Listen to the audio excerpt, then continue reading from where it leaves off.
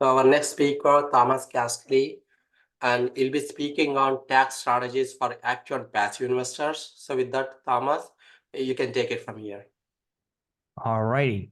So thank you for having me today, Rama. So just a quick introduction for anybody who does not know who I am. My name is Thomas Castelli. I'm a CPA and certified financial planner, and I work with real estate investors to help them reduce taxes using many of the strategies that we're going to discuss here today. So something quick high level overview. We all know that earned income, so income from an active trade or business, is highly taxed. However, there are several tax advantages to investing in real estate that we'll cover today that make it a tax advantage asset class. So if you're investing in rental real estate, including multifamily, you're putting yourself in the position to build tax advantage wealth. So super excited to dive into all of this. What we'll be covering today is going to be what is tax advantage income. So we'll dive a little bit deeper into what I just mentioned. Then we're going to talk about how passive losses are treated. And we're going to go into the real estate professional status, which is a powerful tax strategy for investors who are full-time. So that's awesome. We'll cover that. And then we'll be going into how to combine the real estate professional status with cost segregation.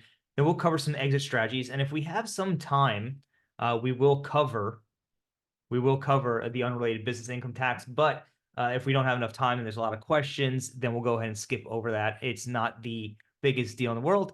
And we'll have some Q&A. So real quick, before I jump right in, this presentation is meant for informational purposes only and should not be construed as tax, legal, financial, or other advice. This stuff is highly individualized, so please do consult your own tax and legal professionals before you apply the strategies we'll be discussing today. All right, so first things first, what is tax advantage income? So when you earn income from a job or a trade or business, it can be taxed up to 37% at the federal level, right? And it's important to understand that your entire income is not taxed at a flat 37% if you are at the highest tax bracket, but the US is a graduated tax system, so you could be taxed, you're taxed at a graduated scale. But nonetheless, if you're a high income earner or you intend to be a high income earner, you're going to be faced with 37% at that federal level. And then you're going to add on state, local, and sometimes state taxes, FICA taxes, and in some cases, local taxes if you live in a city like New York. And that could be quite expensive. Okay, it could eat up to 40% or more of your income. Now, when it comes to rental income is also taxed at your ordinary income rates. However, there's a non-cash expense called depreciation that often reduces your taxable rental income to zero or below, despite the fact that you might be generating positive cash flow. So put another way, you're generating money, you're putting money into your pocket, and you're telling the IRS that you have a loss. So this is one of the key benefits of investing in real estate. And if you're in rental real estate, whether you're an active investor or a passive investor, you can take advantage of this principle right here, the ability to generate tax advantaged income. All right. Now, the next question most people have is, okay, great. I generate positive cash flow. I told the IRS I have a loss, so I didn't pay taxes on this rental income. That's awesome. But what happens to these losses that I have? All right. Maybe you got in your K-1, or you have your individual tax returns, and you have these losses on Schedule E. What can you do with these losses? Well, the Tax Reform Act of 1986 introduced something called Section 469, which are the passive activity rules, and that made all rental activities passive by default.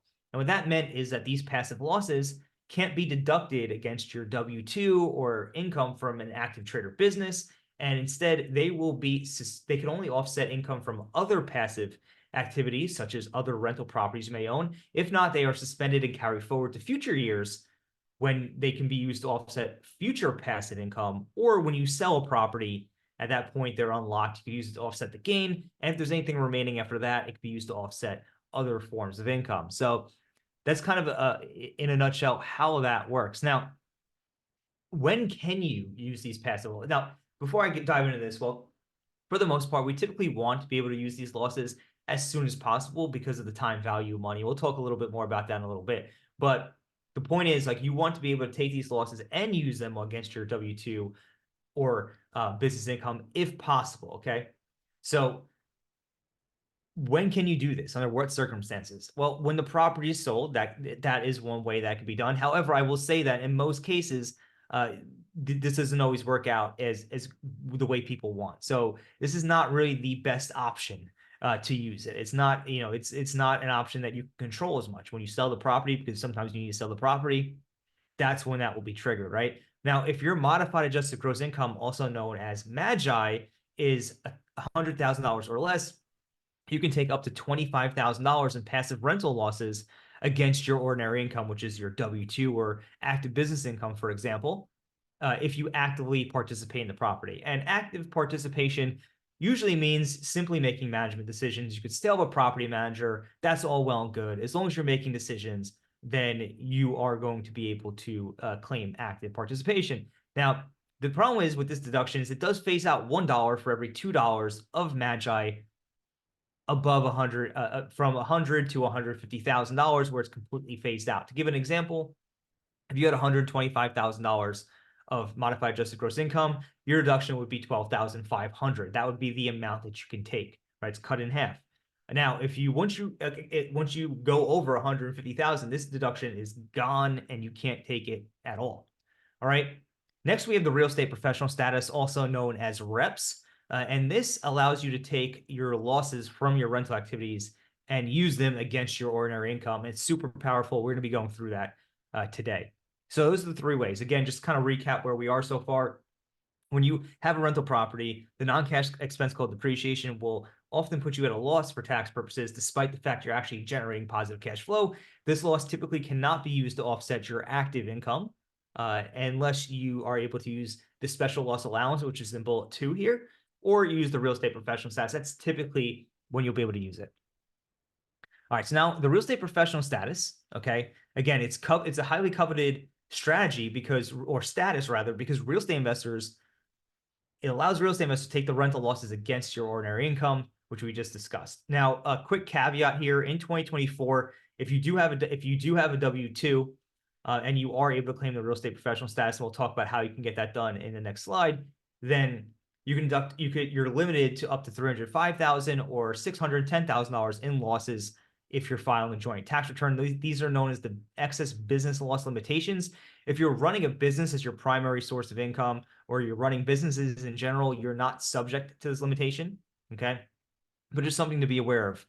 Now, to qualify as a real estate professional, you must work more than 750 hours in a real estate business and more than half your total working time, okay? And your total working time is where a lot of people get tripped up. So if you have a full-time job, so you have a job, W-2, you go into work, you're working a 9 to 5, whatever the case is, the IRS is typically going to consider your hours to be 2,080 hours for the year. That's about 40 hours per week. And in order to work more than half your time in real estate, you're going to need to spend 2,081 hours, okay, in the real property trader business, which means you're working 81 hours a week every week. That's the assumption that the IRS is going to go in with. So between tax court cases and what have you, it's basically been proven virtually impossible for you to qualify if you have a full-time W-2 job, okay? So this is a little easier to do perhaps if you're working a business. You can maybe delegate a lot of your work away and you can get to that 750 hours and more than half your total working time. But again, just want to be clear, if you have a full-time W-2 job, you're going to be able to do it. I cannot qualify as the real estate professional, just to give you some context there, because I'm working full-time in a non-real estate trader business. So that is in a nutshell kind of how you're gonna need to qualify. Now, I want to introduce you to a planning opportunity, okay? So a lot of times what happens is investors, we see this all the time. Like if you're working full-time in real estate, you're syndicating deals full-time, you're a full-time investor, there's a good chance you're going to be able to make that qualification. You'll be able to make that jump to the real estate professional status. But what if you're in that position where you have a W-2 job? What can you do at that point? Or what if you're running a business full-time that requires a substantial portion of your time? Could you still qualify as a real estate professional? The short answer to that question is yes. So the way you could do that is you can have your spouse qualify as a real estate professional. So maybe you're married and your spouse is not working at all. Maybe they're working full-time in real estate, or maybe they are they are able to jump into the game in some way, shape, or form and meet that 750-hour and more than half their total working time requirement. If they can make it and you're filing a joint return, you both are considered real estate professionals for these purposes. And we see this strategy often used. You have a high income earner, you have somebody full time in real estate. They're using the losses from their rental activities, from their rental properties to offset the income from the high income earner. So, super powerful strategy. I'm going to give you guys an example of how this works in a few slides, just so you can see why this is such a powerful strategy. Okay. So who can use the real estate professional status? Can individual investors use the real estate professional status? Yes, but generally not if you have a full-time job or operate a non-real estate business full-time. We're going to go ahead. I think we already covered that, but I just wanted to make that point home. Sponsors, yes, as long as you're materially participating in the deals that you're acquiring and you work, quote unquote, full-time, you're meeting that 750-hour and more than half your total working time requirement, sponsors can qualify. Can passive investors or limited partners qualify? Generally not. All right. So unfortunately, general partners typically cannot qualify. All right. Excuse me. Limited partners typically cannot qualify. So now, before we go much, before we go much further, let me just give you a quick example of why this is so powerful here. Okay. Take out a handy dandy calculator.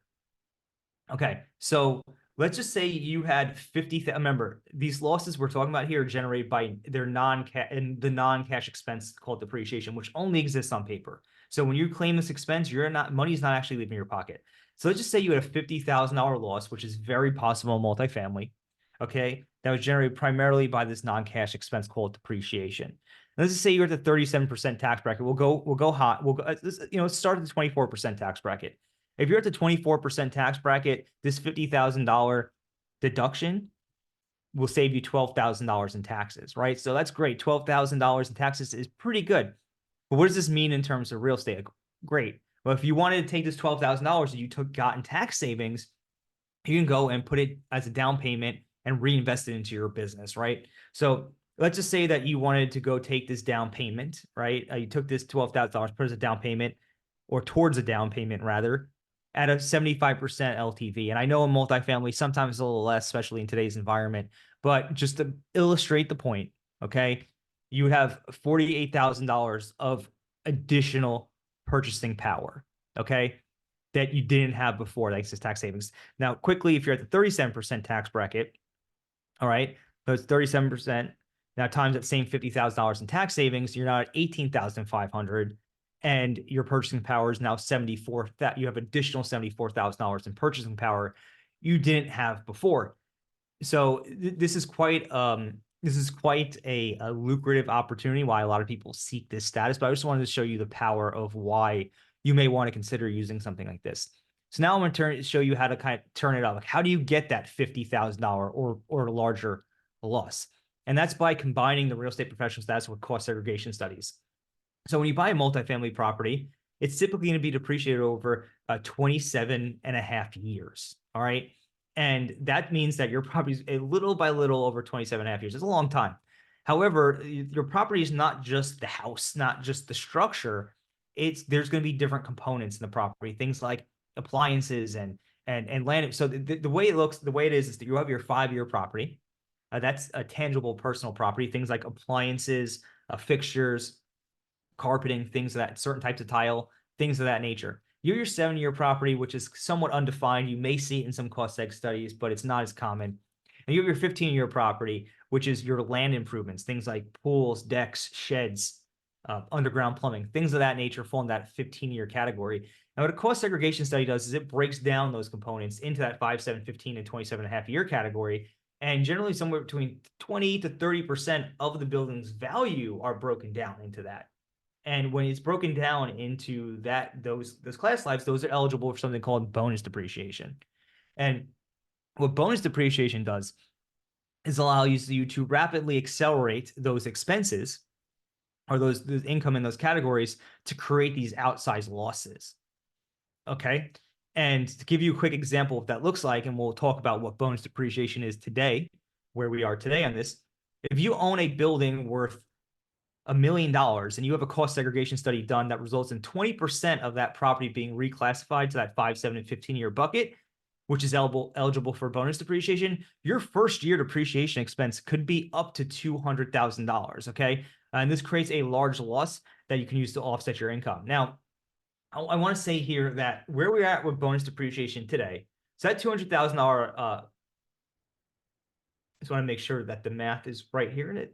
Just want to double check. Just look, it's passing the eye test. Just want to make sure 20%, 200,000. Yeah, so that $200,000 is eligible for bonus depreciation. However, what rate is it going to be eligible for bonus depreciation? Well, if it was placed in service prior to 2022, prior to the end of 2022, it was eligible for 100% bonus depreciation, which means that entire $200,000 could be deducted. However, bonus depreciation began to phase down in 2023 to 80%, and in 2024, it's currently at 60%. And this yellow highlight is not an error. I left that in there for a reason. And that is because currently, under current law, if you place a property into service, 60%, you're eligible for 60% bonus depreciation on that 200,000. So what does that mean? That means that $200,000 that was reallocated to that 5, 7, and 15-year property, you're going to be able to take 60% of that as a deduction, which is 120,000. And remember what we talked about before. If you're at the 37% tax bracket, you're looking at a deduction of $44,400. In tax savings. That's substantial, right? So you have $200,000 that's eligible for bonus depreciation. You take 60% of that as a deduction, and if you're at the 37% tax bracket, it's $44,400 in tax savings, which could be up to an additional $177,000, a little bit greater than that in additional savings. So that is kind of the power of this. Now, the reason why the 60% is highlighted is because there's the bill that's currently under review by the House, okay, that it proposes bringing bonus depreciation back up to 100% for 2023. So it would be retroactive 2024 and 2025. However, it's yet to pass. But under current law, it's 60%. So we'll see if that passes. Everybody is eagerly awaiting in the tax world to see if that passes. We're hoping it does. So who can combine this strategy? Individual investors, yes. Sponsors, yes. Passive investors, no, because again, you can't become a real estate professional status. Now, I was going to summarize it, but in the interest of time, I'm going to go through these last two exit strategies and we'll start taking some questions. So if you do have questions, please, if you could, just drop them in the comments section or in the Q&A box, so that I could so that I know how much time we need to reserve for those questions.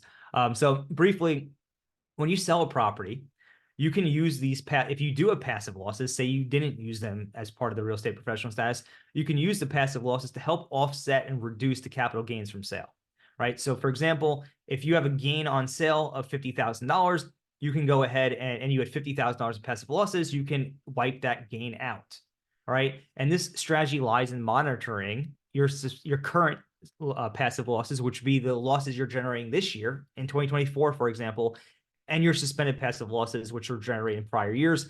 This is found on Form 8582 of your tax returns. So if you go ahead and you pull up your most recent tax returns, which is going to be 2022 for many of us out here, you look at Form 8582, it's going to tell you how much passive losses you have available to use. And when you file your 2023 tax return, that will be updated. All right, this is what the form looks like. This is the 2021 version. However, the form has not changed all that much in the last few years. So this is kind of what it looks like on your tax return.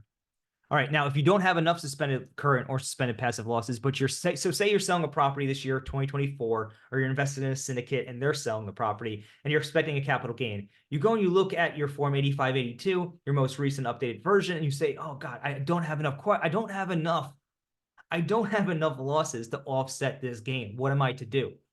Well, there are a few ways you can generate these passive losses. You can buy another property in the same tax year. Okay, so you just go and buy another property, use a cost segregation study and bonus depreciation to increase that depreciation expense, thus creating current passive losses that can be used to offset the gain. Okay, another way to do it is to go and invest in a syndication as a limited partner, then use a cost segregation study and bonus depreciation in the same tax year.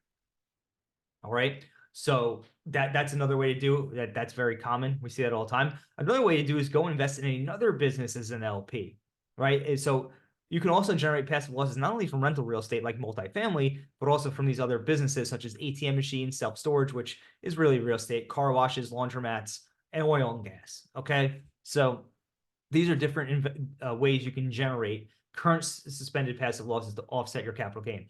Then we have who can use this? Everybody can use this. Individual investors, sponsors, passive, and limited partners can use this strategy. And by the way, this is known as the 1031 exchange light or the lazy 1031 exchange. If you ever heard those terms, this is what that is. Okay. Now you could use a 1031 exchange. In the interest of time, I'm not going to talk too much about this, but basically when you sell your property, you can defer the capital gains tax by investing the rest of the sales proceeds into the next property, and you can keep that party going. It's a very popular strategy. It's been around for many years. And I'm sure many who are at this presentation today are somewhat familiar with it. So who can use a 1031 exchange? Individual investors can use this strategy all day long. GPs from syndicates and funds, they can initiate a 1031 exchange on behalf of their syndicate. There's a lot of groups out there that will 1031 exchange their properties and invite a lot of the LPs along with them. Okay. But as an LP yourself, if the GP initiates, you could hop on board with them. Or if they use a drop and swap, which is very rare, very expensive, very complex, that's another way that it can happen. But generally, as an LP, you cannot 1031 exchange your LP interest into another deal. The syndicate, the GPs, they are typically going to have to initiate and move forward with that 1031 exchange. All right, so if you do want to contact me, you do want to learn more about me, you go to thomascastelli.com/links.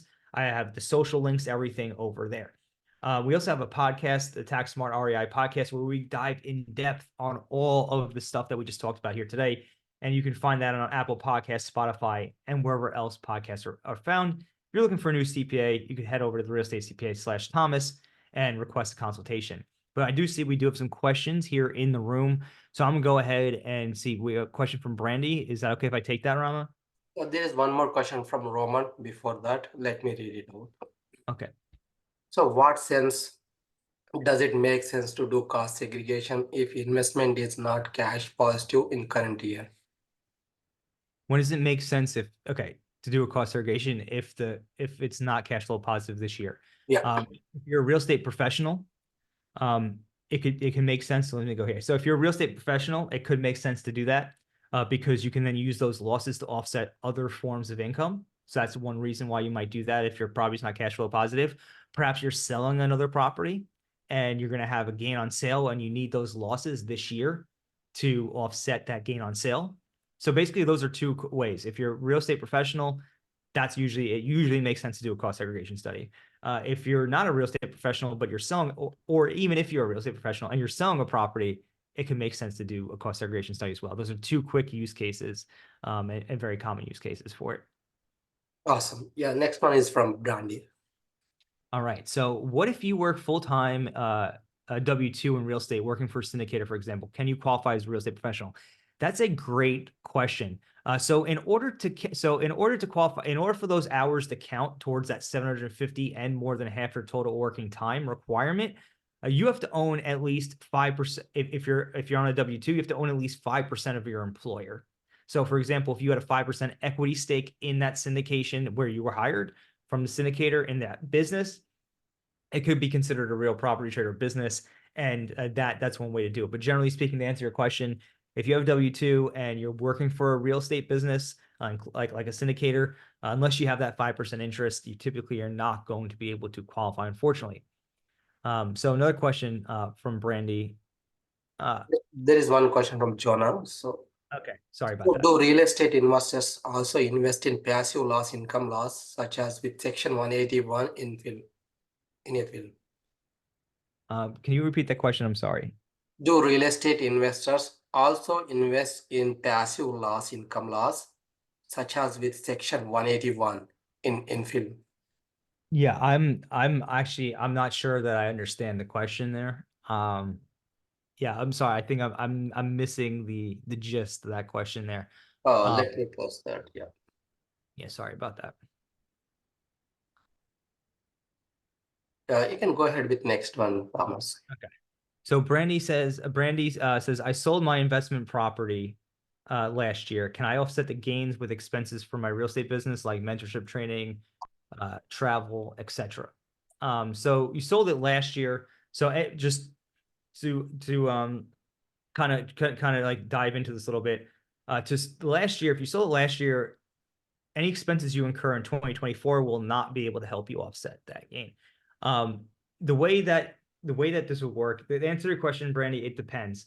You would have to have a business in which you can offset those expenses for, and if those expenses were eligible to be like if you had a business like a consulting business or like an investment business and you had mentorship training and other travel expenses that were eligible for to be deducted from that business, then that would those expenses would be deducted from that business, and if it caused a loss, then those losses would be able to offset the gain. If those expenses were associated with that investment property, that specific investment property, they might be eligible, but it's tough if you're a passive investor and you're not actively involved. So, Brandy, the short answer is it's possible, but we'd have to uncover some layers of this onion to see if it's possible for your specific situation. So do losses, repeat Rama's question before, do real estate investors also invest in passive loss income loss, such as in film? We get that question all the time in film, and my understanding that it's typically only eligible for, excuse me, in California, if I'm not mistaken. And if it does have anything to do with, I don't think it has anything to do with real estate. So I'm not sure that I'd have to do more research on this question to give you a clear answer on this one. That's all I think we have. So, so I think one thing you mentioned, bonus depreciation. So, any idea like by when we'll know, about updates? Yeah, so just the other day, just a few days ago, they did pass it to move on. They moved it to the floor. It was a 40-3 vote, but they have not fully voted on that yet. So the tax season officially starts on the 29th. That's when you could start filing tax returns. So a lot of CPAs and professionals are hoping that it gets passed by the 29th. But we really don't know. Some people think it's going to be months. Some people think it's going to happen before the 29th. We're going to have to wait and see. We're going to have to wait and see. Sure. So there's one question from Yukiko. So if you're fund of fund and LP of investment, can you get the depreciation to write off from the deal that invest? Long story short, if you're investing in a fund of fund as an LP, you should receive a K1, and any losses associated should pass through to that K1. That's typically how it works. It might be structured differently, but typically that's how it works. And then you'll be able to use the losses to offset any gains or passive income that might be generated from that specific deal, from that deal or any other passive deal that you might have. Awesome.